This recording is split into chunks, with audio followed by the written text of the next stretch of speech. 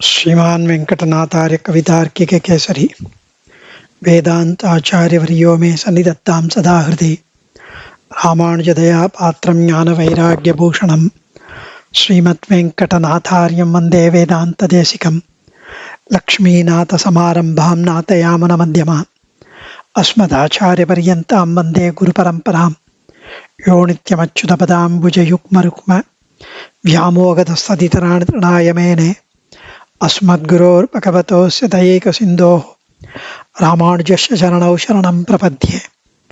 श्रीवत्सचिन्नमिश्रेभ्यो नमोक्तिमधीमहे यदुक्तयस्त्रयी कंठे यान्ति मंगलसूत्रतां स्वामी श्री कुरत्ताழ்வானுடைய ஸ்ரீ வரதராஜஸ்தவம். ஆழ்வான் ஸ்ரீ வரதராஜன் பேரருளாளனுடைய ஒவ்வொரு அவயவத்தையும் அதில் இருக்கும் அழகையும் அனுபவித்து நம்மை மூழ்விக்கிறார். அந்த அழகில் சுவாமியோட அந்த கவிநயம், அந்த அனுபவம், அந்த பிரேமம், பக்தி அனுபவம் அப்படி மிளறுகிறது அவருடைய ஒவ்வொரு அனுபவத்திலையும். முதல்ல காது குண்டலங்கள் வரதனின் செவிக்கணியான கர்ணபூஷணம் அப்படின்னு சொல்லி, அது காதுக்கா, தோள்களுக்கா, இல்லை கேசபாசத்திற்கா, இல்லை எதுக்குமே இல்லாமல் என் நெஞ்சத்திற்கா அப்படின்னு சொன்னார். அதுக்கப்புறம் திருத்தோள், திருக்கை, அதில் இருக்கிற தோல் வளைகள், கை வளைகள், இது ஒரு கல்பக விருட்சம் போல இருக்கு. அந்த தோள்கள், அந்த விருட்சத்தில் இருக்கிற புஷ்பங்கள், புஷ்ப வளையங்கள் போல இருக்கு இந்த தோல் வளைகள் அப்படின்னு ஒரு கவி நயம் ரொம்ப அழகா போன ஸ்லோகத்தில் அனுபவித்தார். இந்த ஸ்லோகத்தில் அதை விட ஆச்சரியமா ஸ்ரீயப்பதி, ஸ்ரீயோட எப்படி இருக்கான், எப்படி பேரருளாளன் காட்சி அளிக்கிறான் அப்படிங்கிறத அந்த திருமார்பை அனுபவிக்க போகிறார். மத்தியமான சலபே நிலசந்து, மத்தியமான சலபே நிலசிந்து ப்ரோத்திதி க்ஷணதசாம் கமிதௌதே வக்ஷசி ஸ்புரித மௌக்திகஹாரே கௌஸ்துபஸ்ச கமலாச்ச கரீஷா. மத்தியமான சலபே நிலசிந்து ப்ரோத்திதி க்ஷணதசாம் கமிதௌதே, அதாவது ஹஸ்திகிரிநாதனே, உன் திருமார்பு அது மின்னுகிறது. அதன் கூடவே, அந்த திருமார்பு மின்னுவது கூடவே அழகாக அசையும் முத்து மாலை. அந்த முத்து மாலை பக்கத்தில் ஒரு கௌஸ்துப ரத்தனம், கௌஸ்துப மணி, பெரிய பிராட்டி, இப்படி ஒரு சேர்த்தி, ஒரு கலவை சேர்த்தி கொண்டது அந்த திருமார்பு. முத்து மாலை என்ன, அது மின்னும் அழகு என்ன, கௌஸ்துப ரத்னம் என்ன, பெரிய பிராட்டி என்ன, இதெல்லாம் பார்க்கும்போது திருப்பார்க்கடல் கடைய பெற்று நுரை பொங்கிய காலகட்டமோ என்று பிரமிக்க வைக்கிறது என்னை. கவி நயம், அந்த பொய்டிக் ஸ்கில் சுவாமிக்கு ரொம்ப அழகா இதில் தெரிவிக்கிறது. ஹஸ்திகிரிநாதனே, ஒளிந்து அசைகிற முக்தாகாரம், ஒளிந்து அசைந்து ஆடுகிற அந்த முத்து மாலை, கௌஸ்துபமணி, மகாலட்சுமி, இப்படி ஒரு சேர்த்தி உன் திருமார்பு கடையப்படும் நிலையில் உள்ள திருப்பார்க்கடல், நுரைகள் பொங்கி எழுந்தது. அப்ப திருப்பார்க்கடல் அதை கடையும் போது அந்த முத்து மாலையின் ஒளிவிக்க அசைவுகள் இந்த திருப்பார்க்கடல் கடையிற மாதிரி இருக்கு, எனக்கு நுர வரா மாதிரி. முதலில் கௌஸ்துபமும் மகாலட்சுமியும் தோன்றியது நினைவுக்கு வருகிறது. அந்த கௌஸ்துப ரத்னத்தையும் மகாலட்சுமியும் பார்க்கும்போது அந்த க்ஷணம் இப்போது எனக்கு காட்டப் பெறுவது போல் இருக்கிறது. அதுவும் திருமார்பு, உன் திவ்யமான திருமேனியில் ஒவ்வொரு அவயவமும் பேரழகு படைத்தவை.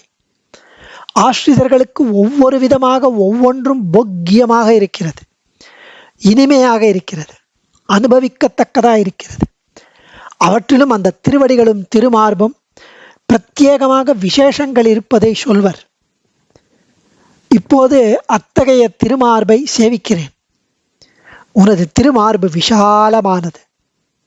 பாரமாய பழவினை பற்றறுத்து உன்னை தன் பாரமாக்கி வைத்ததன்று என்னுள் புகுந்தான். கோர மாதவம் செய்தனன் கொல் அரியேன் அரங்கத்தம்மா திரு ஆரமார்பதென்றோ அடியேனை ஆட்கொண்டதேன்னு திருப்பானாழ்வார். உன்னுடைய அந்த ஹாரம், அந்த முத்து ஹாரம், முக்தாஹாரம் இருக்கும் அந்த மார்பு அடியேனை ஆட்கொண்டது என்றார். அப்படிப்பட்ட அந்த திருமார்பு விஷாலமானது, ஒளிரக்கூடியது, ஒளிர்கிறது, மின்னுகிறது. அந்த மின்னுகிற உன் வக்ஷஸ்தலத்தில் நீ அணிந்திருக்கிற முக்தாகாரம், முத்துமணி மாலை, கௌஸ்துபமணி ஆகியவை மேலும் அழகு கூட்டுகிறது. இந்த வக்ஷஸ்தலத்தின் மீதேறி அமர்ந்துள்ளாய் வடிவாயனின் வலமார்பினில் வாழ்கின்ற மங்கை, அலைமகளான பிராட்டியார். இப்படிப்பட்ட பேரழகு காட்சியை நான் சேவிக்கும் போது என் உள்ளத்தில் முன்னொரு காலத்தில் நடந்த அமிர்த மதனம், கடல் கடைந்த அமுதத்தை எடுத்தல் கட்டம் தோன்றுகிறது.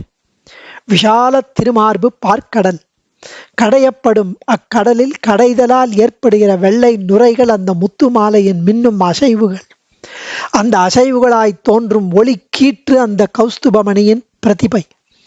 அந்த கௌஸ்துபமணியோட ஒரு வெளிச்சம், ஒரு ஒளி மிளிர்தல். கடல் கடைந்ததில் தோன்றியவள் அமிர்த சகஜை திருமகள். உன் வக்ஷஸ்தலத்தில் இப்படி முத்துமணியான நுரை அலைகளின் மத்தியத்திலே அவள் வீற்றிருக்கிறாள். அங்கே நித்தியவாசம் செய்யும் ஜெகன்மாதா.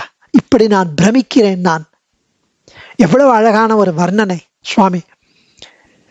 அதுவும் கரீஷா, கரிகிரி தலைவரே, ஸ்புரித மௌக்திக, ஒளிந்து அசையும் முத்துமாலை, மௌக்திகன முத்துமாலை, ஹாரே, அந்த முத்துமாலை ஹாரம், மௌக்திக ஹாரம், முத்துமாலையை உடைய ஹாரம், தே தேவரீருடைய வக்ஷசி திருமார்பில், கௌஸ்துபகாச்ச கௌஸ்துபம் என்னும் மணியும், கமலாச்ச திருமாமகள் ஆகிய இருவரும், கௌஸ்துபமும் திருமாமகளும் மத்தியமான கடைந்து வரப்படும் அந்த மதனம், சலபேனில அசைந்து நுரை ததும்பியுள்ள சிந்து கடல், சமுத்திரம், பார்க்கடல், புரோதித அப்படின்னு சொல்லலாம், புரோத்திதி அப்படின்னு சொல்லலாம். புரோதித ஆவிர்பவித்த க்ஷணதசாம், அந்த க்ஷணமாகிய காலத்தை, அந்த க்ஷணம், அந்த காலகட்டத்தை, கமிதவ் அடைவிக்கப்பட்டனர். பார்க்கிறவா பிரபன்னர்கள் சர்வதா போக்கியமான இடம் திருமாமகள் சம்பந்தத்தை சிறிதும் விடாத திருமார்பு. அந்த திருமார்பின் அனுபவம் அதுதான் பிரபன்னர்களுக்கு ஒரு ஆச்சரியமான அனுபவம். அந்த விஷால வக்ஷஸ்தலத்துல பிராட்டி குடியிருக்கிறாள். அந்த பிராட்டி குடியிருக்கும் அந்த ஸ்ரீவக்ஷஸ்தலத்தில் இருக்கிறது அந்த பேரருளாளனின் திருமார்பில் பெரிய பிராட்டியாரும் ஜீவாத்மா அபிமானியான கௌஸ்துபமணியும் சேவையாகின்றனர். ஒளிர்ந்து மிளிரும் முக்தாகாரம் விளங்குகிறது. இது அங்கும் அங்கும் நிலை கொள்ளாமல் அசைவதாய் இருக்கிறது அந்த முக்தாகாரம். இதை சேவித்த ஆழ்வான் இதற்கு எதை உபமானமாய் கொள்ளலாம், இப்படி இருக்க இதுக்கு எதை உபமையாக கொள்ளலாம் என்று யோசித்து தன் ஒப்பாரில் அப்பனுக்கு எதை கூறுவது. சீதா பிராட்டியும் ஸ்ரீராமபிரானும் அயோத்தியில் சுகமாக எழுந்தருளியிருந்ததற்கு விபுஸ்ரீயா விஷ்ணுரிவாத்மரேஸ்வரகா என்கிறார் ஸ்ரீ வால்மீகி பகவான். அதாவது அதை போல இது என்று கருதி அமுதில் வரும் பெண் அமுதை உடைய தேவரீர் கடலை கடைந்த போது அதன் நுரைகள் ஆகாயம் போல் விஷாலமான தேவரீர் திருமேனியின் சோபைக்கு நிகராயிருக்கிறது. அப்போது கௌஸ்துபமும் கமலையும் ஆவிர்பாவமானார்கள் அந்த திருப்பார்கடலில். கடலில் மணியை தவறவிட்டு பிற அதை கடைந்து மீண்டும் பெற்ற போது ஒருத்தனுக்கு எவ்வளவு சந்தோஷம் இருக்கும். கடல்ல மணி விழுந்துட்டு அந்த கௌஸ்துப மணி அது மறுபடியும் கிடைச்ச உடனே ஒருத்தனுக்கு எவ்வளவு சந்தோஷம் இருக்கும். அது மாதிரி ஜீவாத்மா கிடைச்ச உடனே அவருக்கு அவ்வளோ சந்தோஷமா. அதனால்தான் கௌஸ்துப மணி அது கிடைச்சதும் அவருக்கு அவ்வளவு சந்தோஷம். அதை திருமார்பில் தரிக்கிறார். கோபித்து சென்ற மனையாள் மீண்டும் தாமே தேவரீரை தேடி வந்தால் பார்க்கடலிலிருந்து வெளிவந்து. அப்போ என்ன மகிழ்வு இருந்திருக்கும். அத்தகையதும் இது என்பது இங்கு அனுபவம். முதலில் திருப்பார்க்கடலில் கௌஸ்துபம் ஆவிர்பூதமாகியது. பிறகுதான் பெரிய பிராட்டி ஆவிர்பாவமானது. அதனால் முதலில் கௌஸ்துபத்தை எடுக்கிறார் கூறத்தாழ்வான். அது மட்டுமில்லை, பிராட்டியை விட ஜீவனிடம்தான் பெருமாளுக்கு பிரீத்தி ஜாஸ்தியா, அபிமானம் அதிகம். நமக்கும் பூவின் மிசை நங்கைக்கும் இன்பன்னு நம்மாழ்வாரின் அனுபவம். முதல்ல நமக்கு இன்பன், அப்புறம்தான் பூவின் மிசை நங்கைக்கு இன்பன். அப்படி அந்த ஆழ்வாரின் அனுசந்தானத்தை அடியொற்றிய அனுபவம் ஆழ்வானுடைய அனுபவம் இங்கு. காசினியின் வரையனைத்தும் காயாவண்ணன் கடைந்தெடுத்த கௌஸ்துபத்தின் சீர்மை கொவ்வா. மாசில் மனந்தெளி முனிவர் வகுத்ததெல்லாம் மாலுகந்த ஆசிரியர் வார்த்தை கொவ்வா.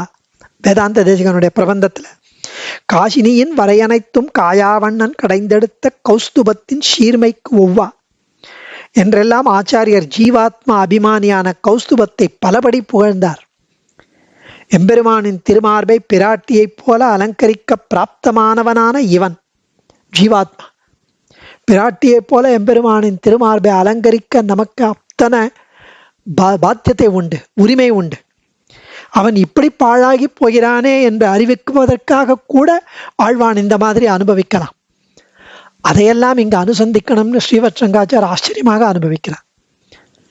அடியேன் ஆழ்வான் திருவடிகளே சரணம். கவிதார்க்கிக சிம்ஹாய கல்யாண குணசாலினே ஸ்ரீமதே வெங்கடேசாய வேதாந்த குரவே நமः. தன்யோஸ்மி.